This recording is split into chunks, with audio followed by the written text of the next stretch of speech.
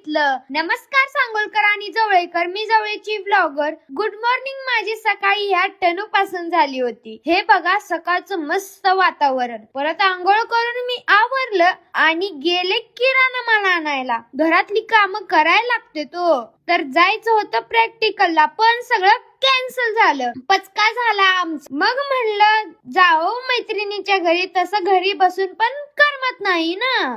बघा हे किती मस्त नेचर आहे तर. आणि जाता जाता मस्त चिंचा घेतल्या, खात खात गेलो तिच्या घरी. पोहोचलो, तिच्या बहिणीने मॅगी खाल्ली बघा. परत जरा आवरून म्हणलं आणि फोटोज काढले. फोटो स्टोरी ठेवलेत बघा. सांगा कसले आलेत तेवढं.